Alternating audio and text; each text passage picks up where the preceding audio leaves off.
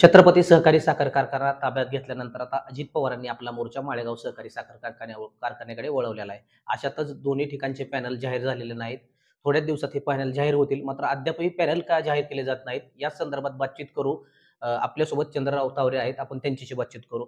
अण्णा, तुम्ही घोंगडी बैठका घेताय. सगळ्या प्रक्रिया तुम्ही पार पाडताय. अद्याप पॅनल तुमचं जाहीर झालेलं नाही. उमेदवार कोण आहेत हेच लोकांसमोर अजून आलेलं नाही. संभाव्य उमेदवारासंबंधाने आम्ही चर्चा करतो.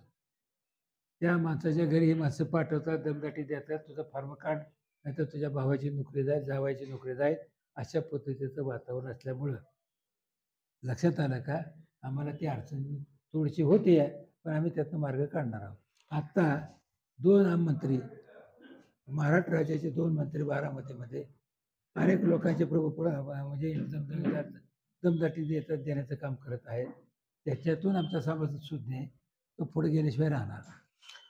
तुम्ही देखील माळेगाव संदर्भात सातत्यानं आपली भूमिका मांडली. मात्र गेल्या 2 दिवसापूर्वी अजित पवारांनी बारामतीमध्ये पत्रकार परिषद घेतली. या पत्रकार परिषदेमध्ये त्यांनी असं म्हटलंय, की जे काही विरोधक आहेत, रंजन काका असतील, तुम्ही असतील, हे सातत्यानं दिशाभूल करण्याचा आरोप केले जात आहेत. कारण ते जे आहे, त्या दोघांकडून जे सांगितलं जातं हे पूर्णपणे धादांत खोटं आहे. या वक्तव्याकडे कसं बघता तुम्ही? त्याचं असं आहे, की त्यांनी काही गोष्टी केल्या. उदाहरणार्थ 11 गावं जोडू नका म्हणलं. त्यांनी जोडायचा ठराव केला.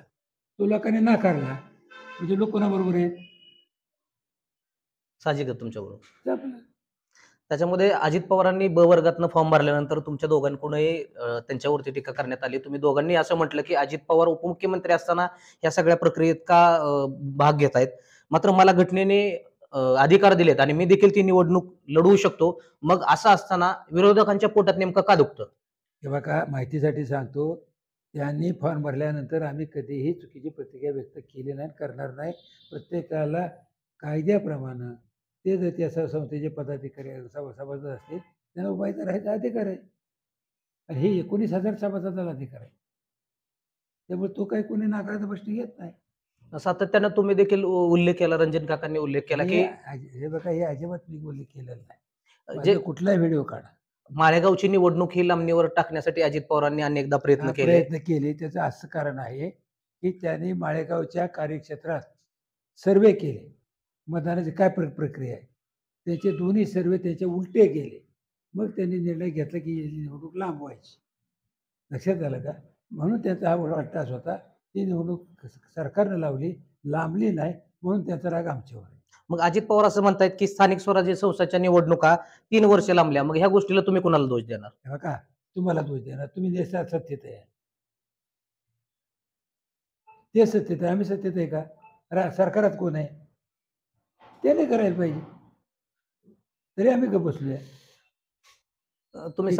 तुम्ही सातत्याने म्हणताय, की अजित पवार माळेगावचा कारखाना खासगीकरणाकडे नेत आहेत. नेमकं काय तुम्हाला असं वाटतं, की त्याचं म्हणणं असं, तर आमचं म्हणणं असं आहे, की ती जी 11 गावं सोमेश्वरच्या कार्यक्षेत्रात गेले 60 वर्षी तिथं सभासद आहेत. ते म्हणतात आम्हाला माळेगावला यायचं नाही. हे माळेगावला आणायला निघालेत. हे सभासद वाढवायचे, कारखाना ताब्यात घ्यायचा, चुकीची माणसं तिथं नेमायची, जे छत्रपतीला केलं ते इथं करायचं. तिथं आता 33,000 सभासद केले. 22,000च मताला आहेत. 33,000 सभासद साखर नेत आहेत. ज्याला ऊस नाही, ताट नाही, ते सुद्धा 5 किलो साखर महिन्याला साखर नेतोय. कोणाचं नुकसान आहे? ऊस पिकवणारं नुकसान आहे. त्याला काय नाही त्याचं.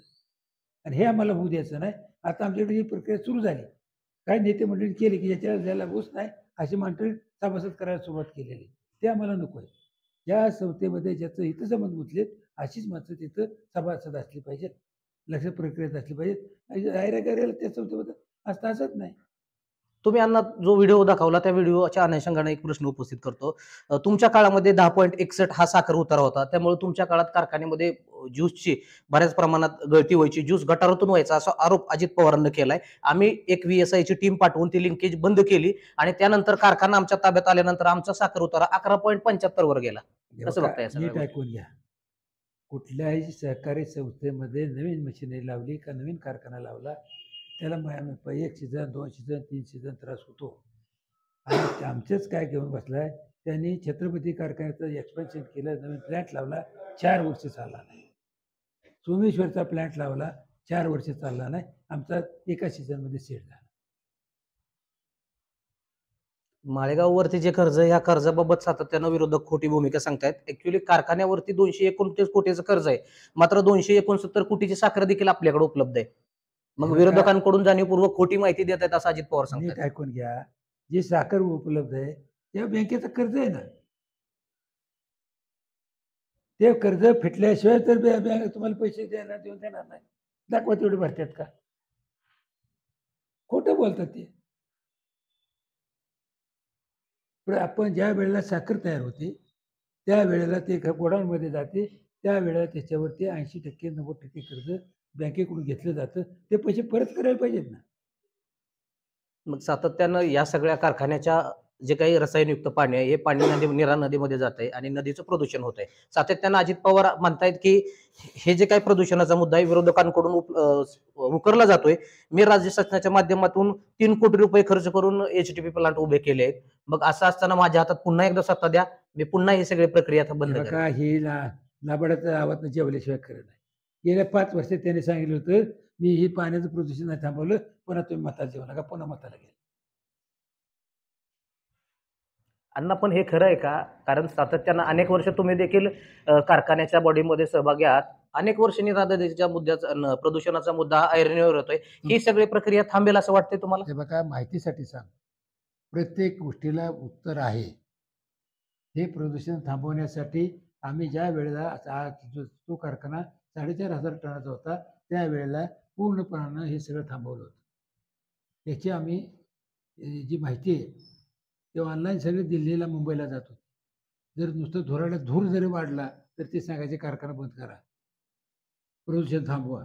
अशा पद्धतीचं होतं. हे सगळं त्याने मोडून टाकलं. आणि आता ते करण्यासाठी आमचं मुदत संपली आणि ते तिथं आले. त्यावेळेला आम्ही ठरवलं होतं की हे एटीपी प्लॅन्ट लावायचा, बाकीचं करायचं.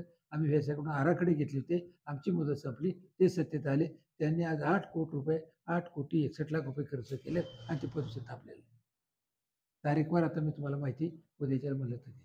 या सगळ्या प्रक्रियेमध्ये तुम्ही गावोगावी जाताय, घोंगडी बैठका घेताय. काय सभासदांचं म्हणणं आहे? काय सभासदांचा प्रतिसाद तुम्हाला कसा मिळतोय? आता आमचा परिसर चांगला मिळतोय, तर आम्ही लोकांच्यासाठी काम केले.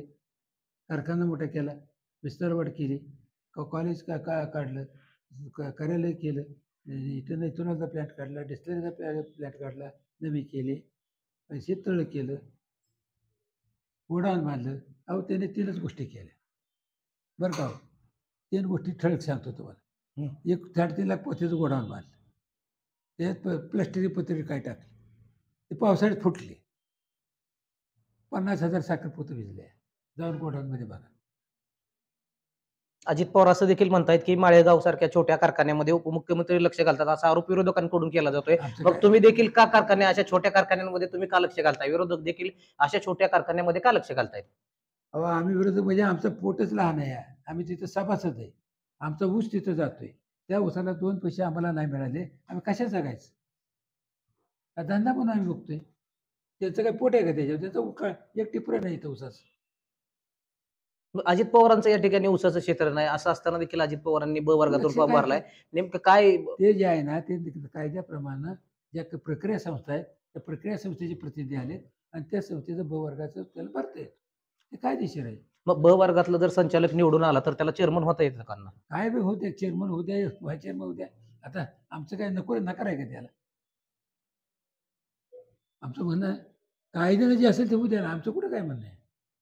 आता त्यांचं असं चाललेलं आहे, त्याने काय अधिकाऱ्यांच्या घरी निरोप पाठवले, बघा आम्हाला मतं द्या, तुमचा फॉर्म माघारी घ्या, नाहीतर तुमचे सगळे हे काढू, तुमच्या बदल्या करू, चौकशा लावू. आता दमदाट्या चालू आहेत. एक सोडून 2 महाराष्ट्र राज्याचे 2 मंत्री बारामतीत बसून आहेत. आज सारख्याला 2 दमदाटी चालू आहे. छत्रपतीचे कामगार बोलवलेत, सोमेश्वरचे कामगार बोलवलेत, माळेगावचे कामगार बोलवलेत, अंबालिकाचे कामगार बोलवलेत, दौंड शुगरचे कामगार बोलवलेत. तिथं नुसतं धिंगाणा चाललेला आहे. तर खूप खूप धन्यवाद. हे होते चंद्रनाथ तावरे.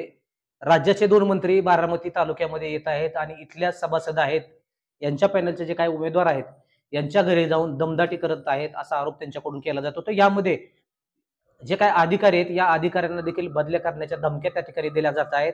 मात्र असं असताना ह्या कारखान्याच्या कार्यक्षमतेवरती अजित पवारांच्या संचालक मंडळाने जे काही काम केलं, या कार्यक्षमतेवरती त्यांनी प्रश्नचिन्ह निर्माण केले. आताच त्यांनी एक व्हिडिओ दाखवला चालू हंगामामध्ये जो कारखान्यामध्ये जे गळीत हंगाम सुरू होता, यामध्ये ज्यूस हा अक्षरशः गटारातून वाहताना त्या ठिकाणी चित्र आपल्याला पाहायला मिळालं.